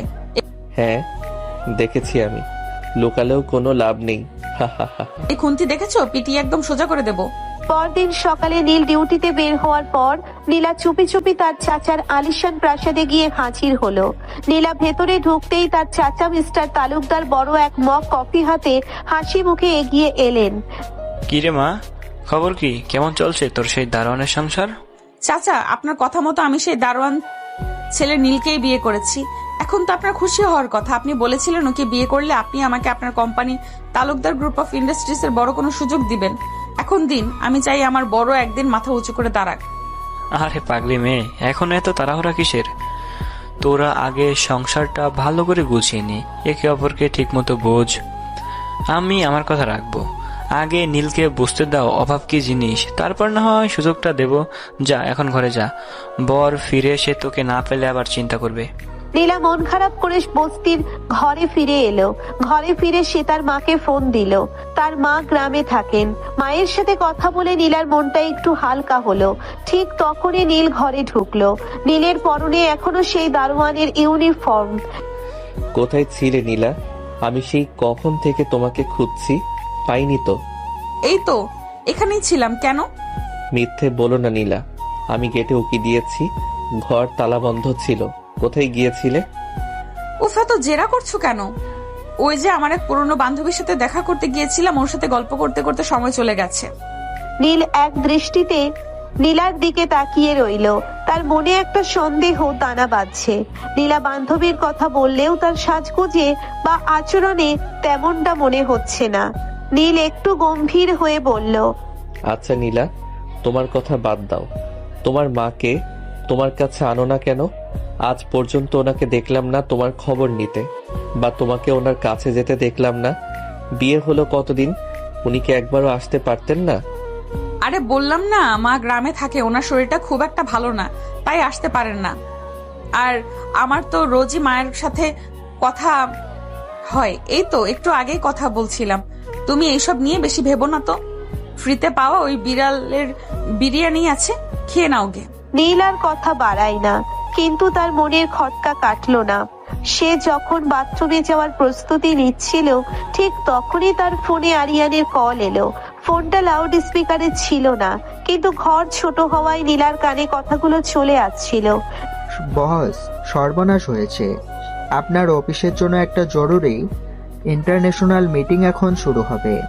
দুবাইয়ের বড় ক্লায়েন্টেরা অলরেডি ভিডিও কলে ওয়েট করছে। আপনি না গেলে কয়েকশো কোটি টাকার ডিল হাতছাড়া হয়ে যাবে। জলদি আসুন। নীল বিপাকে পড়ে গেল। একদিকে কয়েকশো কোটি টাকার ডিল, অন্যদিকে নীলার সামনে দাঁড়িয়ে। নীল ফোন কানে নিয়ে আচ্ছা আচ্ছি বলে কেটে দিল, কিন্তু বের হবে কিভাবে? নীলা তো তাকে যেতে দেবে না। এই কে কল দিল? কিসের মিটিং? আর ও তোমাকে বস বলে ডাকলো কেন? আরে না নীলা, ওটা অফিসের ওই যে বড় সাহেবের সেক্রেটারি, সে মজা করে আমাকে বস বলে। আসলে হয়েছে কি, ওই যে মালিকের অফিসের এসিটা নষ্ট হয়ে গেছে, আমাকে যেতে হবে ওটা পাহারা দিতে, যাতে মেকানিকরা কিছু চুরি করতে না পারে। আজ রাতে ওখানেই আমার ডিউটি পড়েছে। এসি পাহারা দিতে তোমাকে যেতে হবে কেন? অন্য কেউ নেই? রাতের বেলা কেন? আরে বুঝতেই তো পারছো, বড়লোক মানুষের ঘর, দামি দামি জিনিস আছে, আমাকে বিশ্বাস করে বলেই তো ডাকে। আমি গেলাম, তুমি দরজা বন্ধ করে শুয়ে পড়ো। নীল প্রায় দৌড়ে ঘর থেকে বের হয়ে গেল, কিন্তু নীলা জানালার গ্রিল ধরে তাকিয়ে রইল। সে দেখলো নীল গেট দিয়ে বের হয়ে কোনো রিকশায় নয়, বরং একটা কালো কাঁচওয়ালা দামি গাড়ি তার সামনে এসে থামলো। আর নীল তাতে চট করে উঠে পড়লো। দারোয়ানের ডিউটি দিতে কি লোকের দামি প্রাইভেট কারে যায়? আর গাড়ির চালক তো দেখতে সেই লোকটার মতো যে সেদিন নীল চৌধুরী সে যে বসেছিল। ব্যাপার কি? নীলকে আমাকে সত্যি কিছু লুকাচ্ছে? কাল সকালে আবার ওই অফিসে যেতেই হবে। নীল তো দামি গাড়িতে চড়ে অফিসে ভোর দৌড় দিল, কিন্তু নীলাও কম কিসের। সে নিজের ওড়নাটা কোমরে শক্ত করে বেঁধে এক রিক্সাওয়ালাকে বলল, চাচা ওই কালো গাড়িটার পিছু করেন, যদি ধরতে পারেন তবে ভাড়ার সাথে ফ্রিতে পাওয়া এক প্যাকেট বিরিয়ানি দিব। রিক্সাওয়ালাও বিরিয়ানির লোভে প্যাডেল মারলো তুফানের গতিতে। নীল অফিসে পৌঁছে দ্রুত স্যুটে পরিবর্তন করে মিটিং এ বসেছে। ঠিক তখনই নীলা অফিসের গেটে হাজির। নীল সিসিটিভিতে নীলাকে দেখে আতঙ্কে চেয়ার থেকে পড়ে যাওয়ার উপক্রম হলো। সে দ্রুত আরিয়ানকে ইশারা করলো। আরিয়ান এবার এক নতুন নাটক সাজালো। নীলা ভেতরে ঢুকতেই দেখলো আরিয়ান মালিকের সাজে একটা ঝাড়ু হাতে নিয়ে দাঁড়িয়ে আছে, আর নীল দারোয়ানের সাজে একটা দামি সোফায় বসে পা নাচিয়ে আপেল খাচ্ছে। এ কি নীল, তুমি বড় সাহেবের চেয়ারে বসে আপেল খাচ্ছ? আর বড় সাহেব ঝাড়ু দিচ্ছেন কেন? আরে নীলা, তুমি বোঝো না কেন? আজ অফিসে অদল বদল দিবস পালন করা হচ্ছে। মালিক আজকে চাকর হয়েছে, আর আমি আজকে মালিক। বড় সাহেব মানত করেছিলেন যে বিড়ালের বিয়ে ঠিকঠাক হলে তিনি একদিন অফিসের মেঝে ঝাড়ু দেবেন। হ্যাঁ ম্যাডাম, আমি আজ খুব পাপ বোধ করছি। নীল সাহেব আজ আমার মালিক, উনি যা বলবেন আজ তাই হবে। তাই নাকি? তাহলে নীল সাহেব আপনার গাড়িটা কোথায়? আমি তো দেখলাম আপনি রাজকীয় গাড়িতে চড়ে আসলেন। ও ওই গাড়ি, ওটা তো আসলে একটা ভাড়া করা গাড়ি। বড় সাহেব ঝাড়ু দেবেন বলে আমাকে দিয়ে পাঠিয়েছেন, যাতে আমার রাজকীয় ফিল হয়। বিশ্বাস না হলে বড় সাহেবকে জিজ্ঞেস করো। জি ম্যাডাম, একদম ঠিক। গাড়িটা আমি পাঠিয়েছিলাম। এখন দয়া করে আমাকে ঝাড়ু দিতে দিন, না হলে বিড়ালটা অভিশাপ দিবে। নীলা মাথা চুলকাতে চুলকাতে বেরিয়ে গেল। তার মাথায় কিছুতেই ঢুকছে না যে একটা বিড়ালকে কেন্দ্র করে একটা অফিস কিভাবে এভাবে পাগল হয়ে যেতে পারে। রাতে বাসায় ফেরার পর নীলা গাল ফুলিয়ে বসে আছে। নীল ঘরে ঢুকতেই দেখলো রান্না বান্না কিছুই হয়নি। তোমার আর ওই অফিসে পাগলামি আমার আর ভালো লাগছে না নীল। তোমরা কি আমাকে সত্যি বোকা ভাবো? ওই বিড়ালের গোষ্ঠীর এত নিয়ম কেন? আরে রাগ করো কেন পাগলি? দেখো আজ তোমার জন্য কি এনেছি। আবার কি, ইঁদুরের জন্মদিনের কেক? না, এই দেখো নীল অপরাজিতা ফুল। আজ সারাদিন খুব টেনশনে ছিলাম যে আমার বউটা বুঝি রেগে আছে। শোনো নীলা, দুনিয়াটা গোলক ধাঁধার মতো, কিন্তু এই গোলক ধাঁধায় তুমি আমার সবচেয়ে ধ্রুব সত্য। তোমার এই রাগী মুখটা না দেখলে আমার রাতের ঘুম আসে না। নীলের কথাগুলো শুনে নীলার রাগ পানি হয়ে গেল। নীলার হাত ধরে টেনে বাড়ির সামনে ছোট্ট ঘাস ভরা উঠানে নিয়ে গেল। আজ রাতটা অদ্ভুত সুন্দর। মাথার উপর বিশাল এক রূপালী চাঁদ। দেখো নীলা, ওই চারটার কিন্তু কোনো অভাব নেই, অথচ ও একাই কত সুখী। আমাদেরও হয়তো অনেক নেই, কিন্তু আমরা দুজন একসাথে আছি, এটাই কি বড় আনন্দ নয়? নীল একটা ভাঙা টিন দিয়ে বানানো তবলার মতো শব্দ করতে শুরু করলো, আর নীলা খিলখিল করে হাসতে হাসতে নাচতে শুরু করলো। তারা একে অপরের হাত ধরে গোল হয়ে ঘুরতে লাগলো। হাঁটতে হাঁটতে দুজনেই ক্লান্ত হয়ে ঘাসের ওপর শুয়ে পড়লো। জানো নীল, ছোটবেলায় ভাবতাম রাজপুত্র বিয়ে করব, কিন্তু এখন মনে হয় এক রাজপুত্রের চেয়ে এক পাগল দারোয়ান অনেক ভালো। তুমি জানো না নীলা, তোমার এই রাজপুত্র তোমার পাশেই শুয়ে আছে, কিন্তু রাজপ্রাসাদের চেয়ে তোমার এই ছোট্ট উঠানটা আজ আমার কাছে বেশি দামি। নীল আট চোখে নীলার দিকে তাকালো। চাঁদের আলোয় নীলার মায়াবী মুখটা দেখে সে বুঝতে পারলো এই মেয়েটার প্রেমে সে শুধু পড়েনি, হাবুডুবু খাচ্ছে। ওদিকে নীলাও মনে মনে ভাবছিল নীল যতই সাধারণ হোক, ওর চোখের ওই গভীরতা কোনো সাধারণ মানুষের হতে পারে না। দুজনেই দুজনকে ভালোবাসার কথা বুঝতে পারছে, কিন্তু কেউ মুখ ফুটে কিছু বলছে না। এক অদ্ভুত নীরবতা আজ সুখে রাতটা কাটতে লাগলো। পরদিন সকালবেলা নীলা যেন খুশির চোটে ডানা মেলে উঠছে। তার চাঞ্চল্য দেখে কে বলবে যে সে একটা বস্তির ভাঙা ঘরে থাকে? নীল ঘুমে আচ্ছন্ন। এমন সময় নীলা কোত্থেকে এক বালতি জল আর কিছু মেছো বাঘের মতো বড় বড় কই মাছ নিয়ে হাজির হলো। ওহে নীল সাহেব, ওঠো, দেখো আজ বিড়াল দিবসের পরবর্তী উপহার হিসেবে বিড়ালের খালাতো ভাই আমাদের জন্য এই জ্যান্ত কই মাছ পাঠিয়েছে। কি? বিড়ালের খালাতো ভাই? ওটা আবার কে? আরে ওই যে তোমার অফিসের পিয়ন, সে এসে দিয়ে গেল। এখন তাড়াতাড়ি ওঠো, এই মাছগুলো বড্ড লাফাতে জানে, এদের সাথে আজ কুস্তি লড়তে হবে। নীলা মাছগুলো কাটতে গিয়ে দেখলো একটা মাছ লাফ দিয়ে সোজা নীলের লুঙ্গির ভাঁজে ঢুকে পড়েছে। নীল তো ভয়ে লাফিয়ে খাটের উপর উঠে চিৎকার শুরু করলো। ওরে বাবারে, নীলা বাঁচাও, মাছটা তো আমাকে কামড়ে দেবে। আরে ভয় পেও না, ওটা তো মাছ, কুমির না। তুমি বরং স্থির হয়ে দাঁড়াও, আমি এটাকে ধরছি। নীলা মাছ ধরতে গিয়ে নীলের ওপর ঝাঁপিয়ে পড়লো, আর অমনি দুজনে ধপাস করে মেঝের ওপর পড়ে গেল। মাছটা তখন গলার কাছে লাফাচ্ছে, আর নীলা হাসতে হাসতে গড়িয়ে পড়ছে। নীলের অবস্থা কাটিল, কিন্তু নীলার ওই বাঁধ ভাঙা হাসি দেখে সে রাগ করতেও ভুলে গেল। নীল অফিসে যাওয়ার সময় নীলা বায়না ধরলো সে আজ নীলকে টিফিন পৌঁছে দেবে। নীল তো মহা বিপদে। সে অফিসে গিয়ে আরিয়ানকে বলল, দোস্ত, আজ নীলা আসছে, আজ কি করবি? আরিয়ান মাথায় হাত দিয়ে বসেছিল। সে বলল, আজ আর অদল বদল দিবস চলবে না। আজ আমরা সাজবো, অফিস পিকনিক। আজ আমরা সবাই মাটিতে বসে ভাত খাবো, আর আমি হব বাপুরচি। নীলা অফিসে গিয়ে দেখলো আরিয়ান রান্নাঘরের অ্যাপ্রন পরে বড় এক কড়াইয়ে ডাল নাড়ছে, আর নীল ম্যানেজারদের নিয়ে মাটিতে বসে কলাপাতা নিয়ে অপেক্ষা করছে। এ কি, নীল চৌধুরী সাহেব রান্না করছেন? আর তুমি কোথায়? এই তো নীলা, আমি এখানে। বড় সাহেব বলেছেন আজ অফিসে কোনো ভেদাভেদ নেই, উনি আজ সবাইকে নিজের হাতে রেঁধে খাওয়াবেন। উনি নাকি গতকাল রাতে স্বপ্নে দেখেছেন বিড়ালের বিয়েতে যারা ভালো মন্দ খায়নি তাদের জন্য এটা বাধ্যতামূলক। বাপরে, এই অফিসের মালিক তো পুরাই দয়ালু। তা সাহেব, ডালটা যেন বেশি পাতলা না হয়, তাহলে কিন্তু আমি ঝাড়ু দিয়ে দেখিয়ে দিব ডাল কত ঘন হতে হয়। নীল ঘামতে ঘামতে কাহিল হলো আর নীলা পুরো অফিসে ঘুরে ঘুরে সবার প্লেটে লবণ আর লেবু দিয়ে বেড়াতে লাগলো। তার এই চঞ্চলতা আর দুষ্টুমি দেখে অফিসের গম্ভীর পরিবেশটা যেন মেলায় পরিণত হলো। আরিয়ান তো আড়ালে গিয়ে হাসতে হাসতে পেটে খিল ধরিয়ে ফেললো। বাসায় ফেরার পথে নীলা হঠাৎ করেই এক মেলা দেখে বায়না ধরলো সে নাগরদোলায় চড়বে।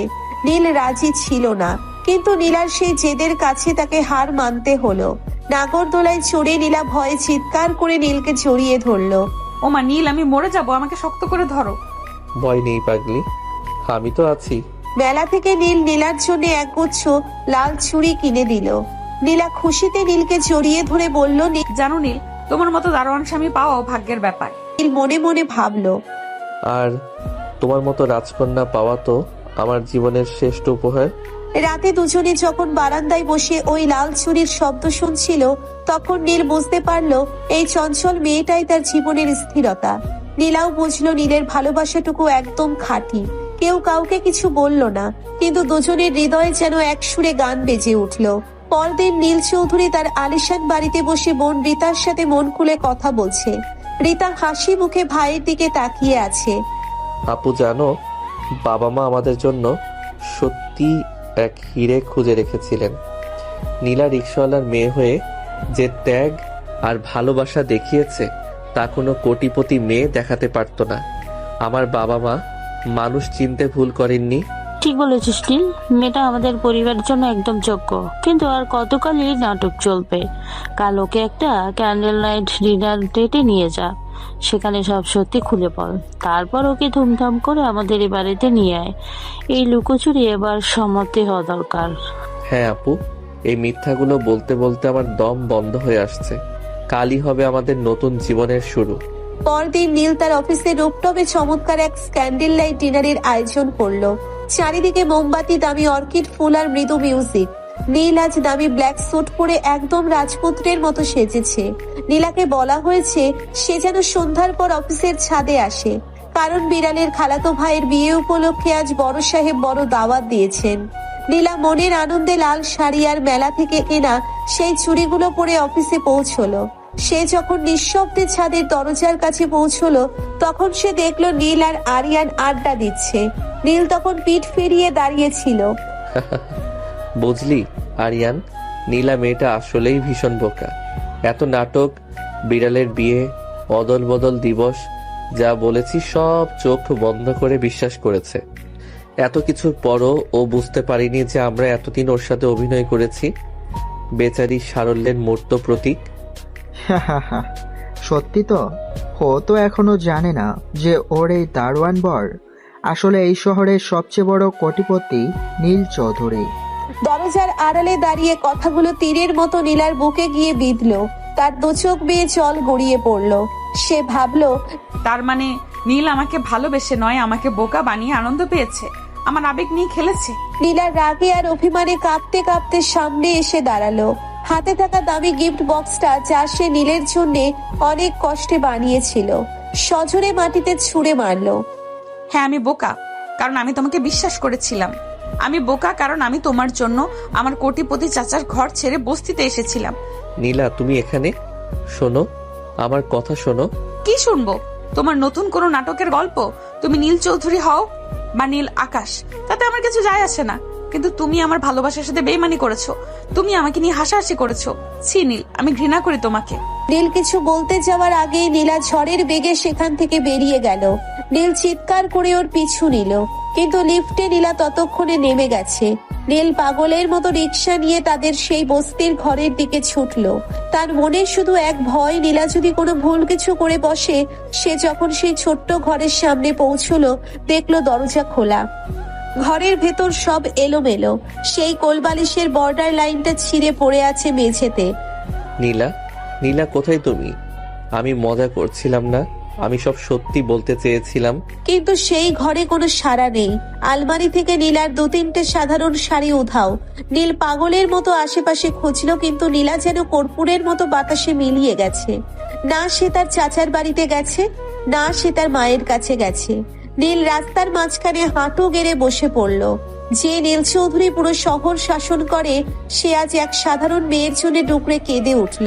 সে বুঝতেই পারল না এই লুকোচুরি জীবনের সমাপ্তি করতে গিয়ে সে তার জীবনের সবচেয়ে বড় সত্যটাকে হারিয়ে ফেলেছে। চোখে জল আর মনে পাহাড় সমান অভিমান নিয়ে নীলা সোজা গিয়ে হাজির হলো তার চাচার প্রাসাদে। তার চাচা মিস্টার তালুকদার ড্রয়িং রুমে বসে নিউজ পেপার পড়ছিলেন। নীলাকে আলুথালু বেশে কাঁদতে দেখে তিনি বিচলিত হয়ে উঠলেন। চাচা, আপনি আমায় একই নরকে ঠেলে দিয়েছিলেন। আপনার ওই গুণধর দারোয়ান নীল আসলে একজন জালিয়াত। সে বড়লোকের ছেলে হয়ে আমার সাথে গরিব সেজে নাটক করেছে, আমাকে নিয়ে হাসাহাসি করেছে। বস মা, শান্ত হ। নীল কোনো জালিয়াত নয়। নীল আমার সবচেয়ে কাছের বন্ধুর ছেলে। আমরা 2 বন্ধু মিলে তোদের ছোটবেলাতেই একে অপরের সাথে কথা দিয়ে রেখেছিলাম। আপনি জানতেন? কিন্তু তোদের কাউকেই একে অপরের পরিচয় দেয়নি। আমি চেয়েছিলাম নীল যেন এমন এক জীবনসঙ্গী পায় যে তার টাকা দেখে নয়, তার মন দেখে ভালোবাসবে। আর তুইও নীলকে এক দারোয়ান জেনেই ভালোবেসেছিস। অভাবের সংসারে আলু ভর্তা খাইয়ে ওর সাথে এসে খেলে কাটিয়েছিস। এটাই ছিল তোর আসল পরীক্ষা। আজ থেকে তুই আর সামান্য রিক্সাওয়ালার মেয়ে নস। তুই আমার এই বিশাল তালুকদার গ্রুপ অফ ইন্ডাস্ট্রিজ এর বর্তমান এমডি, ম্যানেজিং ডিরেক্টর। তার মানে নীল কোটিপতি হয়ে ওই ভাঙা ঘরে মশার কামড় খেয়েছে শুধু আমার জন্য? সে ওভেন থেকে শুরু করে বিড়ালের বিয়ে সব পাগল করার নাটক করেছে শুধু আমার মন জয় করতে? একদম ভাই, সেও নিজের পরিচয় লুকিয়েছে, তুইও লুকিয়েছিস। সেও তোকে সত্যি ভালোবাসে মা। আর তোর মায়ের কথা চিন্তা করিস না, তাকে আমি সসম্মানে শহরে নিয়ে আসছি। এখন তুই যা, তোর বরটাকে আর কাঁদাস না। তুই এবার তোর আসল পরিচয় নিয়ে ওর সামনে দাঁড়া। ওদিকে নীল তখন সেই বস্তির অন্ধকার ঘরে বসে নীলার একটা পুরনো ছুরি হাতে নিয়ে ডুকরে কাঁদছে। ঠিক তখনই ঘরের দরজায় একটা দামি সুগন্ধি আর লাল শাড়ির খসখস শব্দ হলো। নীল মুখ তুলেই দেখলো নীলা দাঁড়িয়ে আছে, কিন্তু এ এক অন্য নীলা। তার গলায় দামি হীরের হার, চোখে আত্মবিশ্বাস আর ঠোঁটে মায়াবী হাসি। নীলা, তুমি ফিরে এসেছো। আর এই রাজকীয় সাজ, তার মানে তুমি আমাকে ক্ষমা করে দিলে? ক্ষমা করার আগে একটা শর্ত আছে মিস্টার নীল চৌধুরী। আমার সাথে আপনার কোম্পানির এক বড় বিশাল মার্জার ডিল সই করতে হবে, কারণ আমিও যে তালুকদার গ্রুপের উত্তরাধিকারী নীলা তালুকদার। কি? তুমিও কোটিপতি? তার মানে আমি এতকাল এক হীরের টুকরোকে রিক্সাওয়ালার মেয়ে ভেবে নাটক করছিলাম। হ্যাঁ নীল, আমরা দুজনেই একে অপরকে বোকা বানাতে চেয়েছিলাম, কিন্তু দিন শেষে আমরা নিজেরাই ভালোবাসার কাছে ধরা পড়ে গেলাম। নীল আর এক মুহূর্ত দেরি করলো না। সে দুহাতে নীলাকে জড়িয়ে ধরলো। এই আলিঙ্গনে যেন সব ক্লান্তি আর লুকোচুরির অবসান হলো। নীলা পরম নিশ্চিন্তে নীলের বুকের উপর মাথা রাখলো। জানো নীলা, যখন তুমি বস্তির ওই নোংরা ঘরটা হাসি মুখে পরিষ্কার করছিলে, তখনই আমি তোমাকে আমার মনের রানী বানিয়ে ফেলেছিলাম। টাকা পয়সা তো আমার আগে থেকেই ছিল, কিন্তু তোমার মতো একটা পাগল মেয়ে ছিল না বলে আমার জীবনটা ছিল মরুভূমি। আর আমি যখন দেখলাম আমার দারোয়ান বরটা বিড়ালের বিয়ের গালগপ্প শুনিয়েছে, আমাকে হাসানোর চেষ্টা করছে, তখনই আমি বুঝেছিলাম তুমি ছাড়া আমার পৃথিবীতে আর কেউ নেই। ধোকাটা ছিল পরিচয়ের, কিন্তু ভালোবাসা ছিল একদম খাঁটি। তাহলে এখন কি আমরা বর্ডার লাইন কোলবালিশটা সরিয়ে দিতে পারি, নাকি এখনো আমি ওই ওভেনে গ্রিল হওয়ার ভয় থাকবো? নীল, তুমি এখনো পচা আছো। নীল আলতো করে নীলার চিবুক স্পর্শ করলো। ঘরের বাতিটা নিভিয়ে দিয়ে জানালাটা খুলে দিল সে। বাইরের ওই রূপালী চাঁদটা আজ আগের চেয়েও বেশি উজ্জ্বল মনে হচ্ছে। নীল নীলাকে পাঁচাকোলা করে তুলে নিল। আজ থেকে আর কোনো বস্তি নয়, কোনো অভাব নয়। আমার প্রাসাদে তুমি হবে রানী, আর আমি হব তোমার চিরকালের সেই পাগল দারোয়ান বর। এবং আমি হব তোমার সেই ঝাড়ু হাতে থাকা চঞ্চল বউ। খবরদার নীল, আমাকে ছেড়ে যাওয়ার কথা ভাবলে কিন্তু এই ঝাড়ু এখনো আমার ব্যাগেই আছে। মাপ চাই বস, আজ থেকে আমি শুধুই তোমার। চাঁদের আলোয় ভেসে গেল ঘরটা। দুই হৃদয় এক হয়ে গেল এক অনবদ্য প্রেমের বন্ধনে। দীর্ঘ লুকোচুরির পর শুরু হলো নীল আর নীলার এক রূপকথার মতো মধুর জীবন। নীল আর নীলা এখন চৌধুরী ভিলার বিশাল রাজপ্রাসাদে। কিন্তু সমস্যা হলো নীলার সেই বস্তির স্বভাব আর চাঞ্চল্য যেন রক্তে মিশে আছে। সাত সকালে নীল ঘুমাচ্ছে, এমন সময় নীলা দামি সিল্কের শাড়ি পরে হাতে একটা বড় স্টিলের গামলা আর চামচ নিয়ে নীলের কানের কাছে এসে গান শুরু করলো। ওহে নীল সাহেব, জাগো জাগো, রাজপ্রাসাদের বিড়াল আজ ডাকাতি করেছে। কি ডাকাতি? কোথায়? কিসের বিড়াল? আরে না, এই যে তোমার এই বিশাল বাড়ির বিশাল রান্নাঘরে আমার রান্না করতে বড্ড একা একা লাগছে। চলো আজ সকালে আমরা দুজনে মিলে বাড়ির সব কাজের লোকদের জন্য খিচুড়ি রান্না করব। নীলা, এখানে 20 জন বাবুর্চি আছে, তুমি কেন রান্না করবে? আর খিচুড়ি কেন? কারণ ওই যে অভাবের দিনের পাতলা ডালের কথা মনে আছে? আজ সেই ডাল দিয়ে দামি বাসমতি চালের খিচুড়ি হবে। রাজপ্রাসাদে বসে গরিবের স্বাদ না নিলে তো জীবন বৃথা। দুপুরে খাওয়ার সময় হলো। দামি কাঁচের ডাইনিং টেবিলের উপর থালা বাসন সাজানো। নীলের বোন রীতা আর আরিয়ানও এসেছে। নীল গম্ভীর হয়ে বসে আছে, কারণ আজ অনেকদিন পর দামি ক্লায়েন্টদের সাথে তার ভিডিও কনফারেন্স আছে। নীলা সবার পাতে দামি বিরিয়ানি না দিয়ে সেই পাতলা খিচুড়ি আর বেগুন ভাজি তুলে দিল। আরিয়ান এক লোকমা মুখে দিয়ে নীলকে চোখ টিপ দিয়ে বলল, বস, বিড়ালের বিয়ের খিচুড়ি তো সেই রকম হয়েছে। ঠিক তখন নীলের ল্যাপটপে ভিডিও কল শুরু হলো। বিদেশের ক্লায়েন্টরা স্ক্রিনে হাজির। নীল খুব ভাব নিয়ে ইংরেজিতে কথা বলছে। হঠাৎ নীলা এক বাটি ডাল হাতে নিয়ে ক্যামেরার সামনে এসে পড়ল। হ্যালো মিস্টার, আপনারা কি নীলকে কাজ দিচ্ছেন? দেখুন, আমার বর কিন্তু খুব ভালো এসি পাহারা দিতে পারে আর ও খুব ধৈর্যশীল। ওকে আপনারা সারাদিন রোদে দাঁড় করিয়ে রাখলেও ও কিচ্ছু বলবে না। সরো এখান থেকে। মিস্টার নীল, আপনার ওয়াইফ তো খুব ফানি। উনি কি আমাদের লাঞ্চের দাওয়াত দিচ্ছেন? অবশ্যই, আপনারা চলে আসুন। বিড়ালের বিরিয়ানি না পেলেও বউ স্পেশাল খিচুড়ি পাক্কা পাবেন। সবাই হেসে দিল। এদিকে বিকালের দিকে হঠাৎ করে কালো মেঘ করে ঝমঝমিয়ে বৃষ্টি শুরু হলো। নীল তার লাইব্রেরি ঘরে কাজ করছিল। নীলা হঠাৎ করেই জানালার গ্রিল ধরে বৃষ্টি দেখতে দেখতে গুনগুন করে গান গাইছিল। নীল পেছন থেকে এসে নীলাকে জড়িয়ে ধরলো। কি হলো রানী সাহেবা, আবার কি বিড়াল বাঘ হয়ে যাওয়ার গল্প ভাবছো? না নীল, আমি ভাবছি সেই বৃষ্টি ভেজা দিনের কথা, যখন আমরা রিকশায় চড়ে কাজী অফিসে যাচ্ছিলাম। আমাদের পকেটে টাকা ছিল না, কিন্তু মনে অনেক আনন্দ ছিল। এই রাজপ্রাসাদে এসে ভয় হয় নীল, আমাদের এই সাধারণ মুহূর্তগুলো হারিয়ে যাবে না তো? কখনো না। এই দেখো তোমার জন্য আমি কি বানিয়েছি। নীল নীলার হাত ধরে তাদের শোয়ার ঘরের বারান্দায় নিয়ে গেল। সেখানে নীল একটা কৃত্রিম বস্তি কটেজ তৈরি করেছে। এক কোণে একটা ছোট্ট মাটির চুলা, একটা পুরনো পিঁড়ি আর সেই বিখ্যাত বর্ডার লাইন কোলবালিশ। এটা কি নীল? এটা আমাদের স্মৃতিঘর। যখনই আমাদের এই কোটিপতি জীবনে একঘেয়েমি আসবে, আমরা এখানে এসে আলু ভর্তা খাবো আর ঝগড়া করব। আমি হব তোমার সেই ভীতু দারোয়ান, আর তুমি হবে আমার সেই ঝাড়ুওয়ালি ডন। তুমি সত্যিই পাগল নীল, এত ভালোবাসলে আমি তো তোমায় ঝাড়ু দিতেই ভুলে যাব। তাই নাকি? তাহলে এসো, বৃষ্টির এই দিনে আজ বিড়ালের বিয়ের ২য় বার্ষিকী পালন করি। নীল নীলাকে কোলে তুলে নিয়ে বৃষ্টির ছাপটার মাঝে বারান্দায় দাঁড়িয়ে থাকলো। তাদের অট্টহাসি আর ভালোবাসার গল্পটা চৌধুরী ভিলার দেওয়ালে দেওয়ালে প্রতিধ্বনিত হতে লাগলো।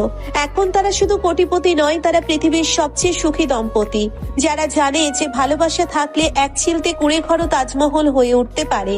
দিন তিনেক পরের কথা, নীলা এখন শুধু চৌধুরী বাড়ির বউ নয়, সে তালুকদার গ্রুপের এমডি হিসেবে অফিস সামলাচ্ছে। তবে নীল আর নীলা মিলে অফিসে এক নতুন নিয়ম করেছে। সপ্তাহে একদিন অফিসের সবাই সাধারণ পোশাক পরবে এবং একসাথে বসে দুপুরের খাবার খাবে।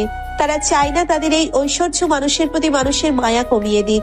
সেদিন সকালে নীল দেখলো নীলা ড্রয়িং রুমে বসে খুব মনোযোগ দিয়ে দামি একটা সিল্কের শাড়িতে সূচিকর্ম করছে। নীল আড়ালে দাঁড়িয়ে দেখছিল। নীলা বিড়বিড় করে কি যেন বলছে। এই ফুলটা এখানে দিলে যা লাগবে না, এদিকে নীল কি পছন্দ করবে এটা? তবে মানুষটা বড্ড বেশি সুন্দর হয়ে যাচ্ছে দিন দিন।